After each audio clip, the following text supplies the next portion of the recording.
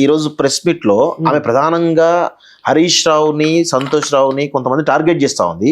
అయితే స్పష్టంగా వాళ్ళిద్దరిని టార్గెట్ చేస్తున్నారంటే కేసీఆర్ కేటీఆర్ శుద్ధపూసులని ఆమె ఏమన్నా ఎండోర్ చేస్తున్నట్ట ఏమనిపిస్తుంది మీకు అసలు? ఇవాళ ప్రెస్ మీట్ చూసినాక కవితక్క చాలా తెలియగలది, చాలా కేసీఆర్ కూతురు, రేపో మాపో కొత్త పార్టీ పెట్టాల్సిన పరిస్థితి ఉంది. ఆమెకి వేరే దారి కూడా లేదు. బీజేపీ వాళ్ళు తీసుకోమని చెప్తున్నారు, కాంగ్రెస్ వాళ్ళు గాంధీ భవన్ మెట్లెక్కనేయమంటున్నారు. పాలిటిక్స్ లో ఎప్పుడు కూడా సిచ్యువేషన్, ఈక్వేషన్, ఆర్టికులేషన్. ఇవాళ సిచ్యువేషన్ అనేది కొంత అనుకూలంగా ఉంటే ఆమెకు ఆర్టికులేషన్ ఉంది. మరి ఈక్వేషన్ లో ఏ ఎజెండా తీసుకొని పోతుంది ఆమె? ఇప్పుడు కేసీఆర్ గారు అంటే జై తెలంగాణ నినాదం 68లో 69లో మీ నాన్నలు మా నాన్నలు కష్టపడి జైలుకి వెళ్ళిన నినాదాన్ని ఆయన వాడుకున్నాడు. సెకండ్ టైం ఫస్ట్ టైం జై తెలంగాణ అనేది వేవ్, సెకండ్ టైం బంగారు తెలంగాణ అనేది హోప్. ఇప్పుడు ఆమె సామాజిక తెలంగాణ అంటే ప్రజలు నమ్ముతారా? ఆమె ప్రజా తెలంగాణ అంటే నమ్ముతారా? ఆమెకి నినాదం ఎక్కడుంది? ఆమె ఇలా ప్రెస్ మీట్ మొత్తం కూడా ప్రజల ఇష్యూస్ మాట్లాడలే. నవీన్ రావు అనేటోడు అక్కడ భూములు కొన్నాడు, లేకపోతే టానిక్ సంతోష్ రావు అనేటోడు ఇక్కడ ఆస్తుల కేసుల్లో ఉన్నాడు, లేకపోతే రేవంత్ రెడ్డి వీళ్ళతో కుమ్మక్కయ్యండు. ఆస్తుల చుట్టూ అంతఃపురంలో జరిగే కొట్లాటలన్నీ ఆస్తుల గురించి, ఆధిపత్యం గురించి.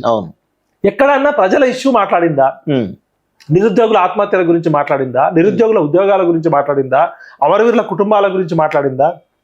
కవిత గారు నిజంగా నిజాయితీ ఉంటే ఆ టీఆర్ఎస్ పార్టీ అకౌంట్ లో ఉన్న 1500 కోట్లు అమరవీరుల కుటుంబాలకు ఇవ్వాలని మాట్లాడాలి, నిరుద్యోగులకు ఇవ్వాలని మాట్లాడాలి, ఉద్యమకారులకు ఇవ్వాలని మాట్లాడాలి. ప్రజా ఎజెండా ఏం లేదు, వాటాల కొట్లాట.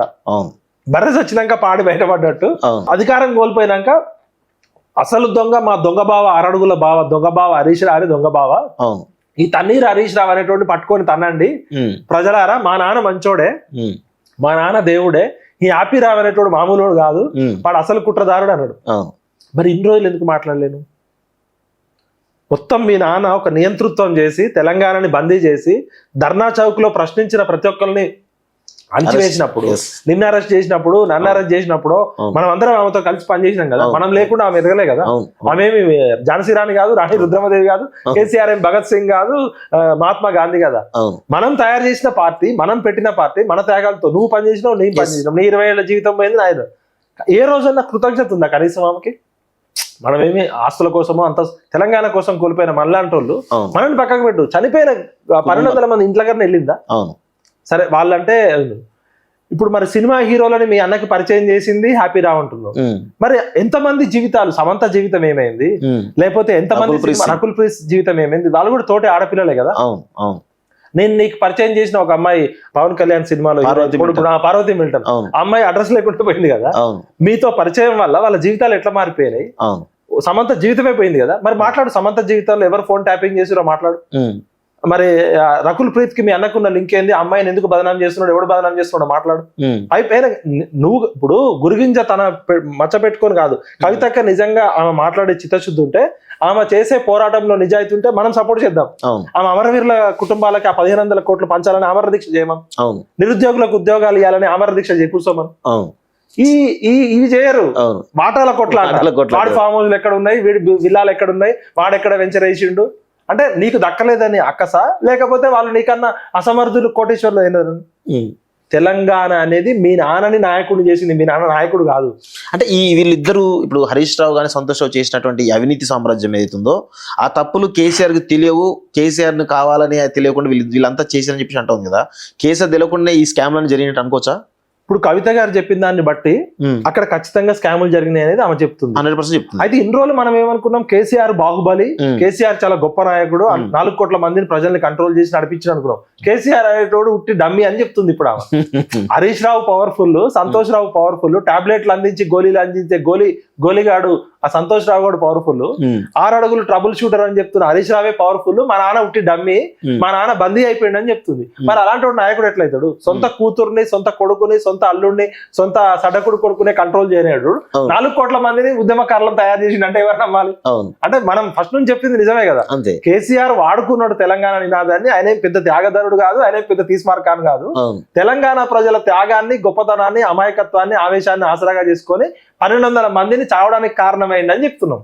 ఇక కవిత కూడా మా నాన్న ఉట్టి డమ్మి, హరీష్ రావే పవర్ఫుల్, సంతోష్ రావే పవర్ఫుల్, మా నాన్న పేరుకే దేవుడు కానీ చుట్టూ దయ్యాలే పవర్ఫుల్ అని చెప్తున్నారు.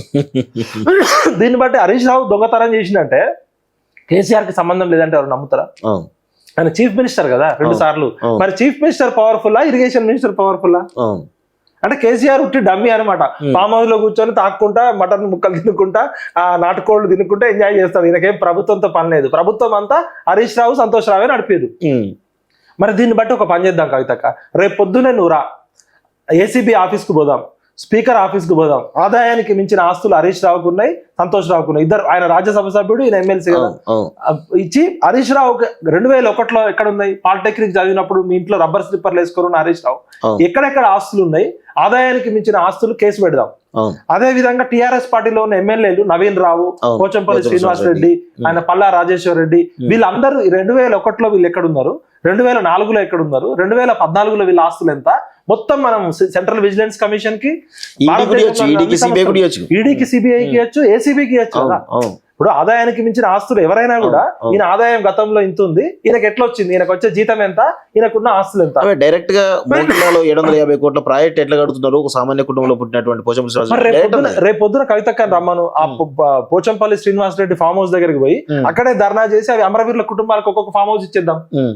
ఇప్పుడు ఎక్కడైతే నవీన్ రావు గారు విల్లాలు, లేకపోతే పోచంపల్లి శ్రీనివాస్ రెడ్డి గారు అక్రమ ఆస్తులు, ఎక్కడెక్కడైతే మీ కాంగ్రెస్ పార్టీ, మీ టిఆర్ఎస్ పార్టీ ఎమ్మెల్సీ చాలా ఉన్నాయని చెప్తున్నారు కదా, పల్లా రాజేశ్వర రెడ్డి అక్రమ ఆస్తులు, హరీష్ రావు అక్రమ ఆస్తులు, నవీన్ రావు అక్రమ ఆస్తులు, పోచంపల్లి శ్రీనివాస్ రెడ్డి అక్రమ ఆస్తులు ప్రజలకు చెందాల్సిందే. నేను వస్తా పాటు ఉద్యమకారులందరూ మనం పోదాం, కవితను రమ్మని రేపు పొద్దున అమర దీక్ష కూర్చోమని ఇందిరా పార్క్ లో కూర్చొని వీళ్ళ ఆస్తులు అన్ని ప్రజలకు జప్తు చేసి తెలంగాణ ఉద్యమకారులకు పంచాలని చెప్దాం. మరి రేవంత్ రెడ్డి వీళ్ళతో కొల్యూట్ అయిందని నువ్వు చెప్తున్నావు.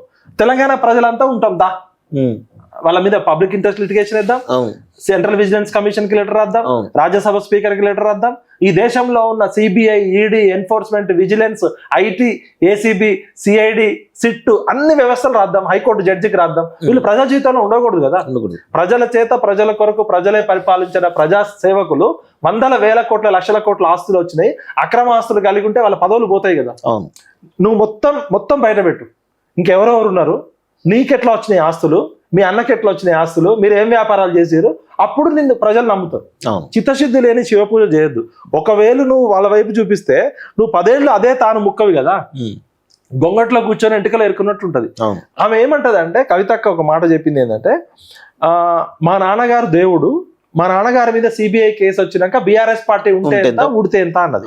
దానికి కౌంటర్ గా బీఆర్ఎస్ వాళ్ళు ఏమంటారు, మా బీఆర్ఎస్ పార్టీ గురించి మాట్లాడతావా, బీఆర్ఎస్ పార్టీ ఉంటే ఎంత, ఊడితే ఎంత అన్నాక అసలు కవిత ఉంటే ఎంత, ఊడితే ఎంత అంటుంది.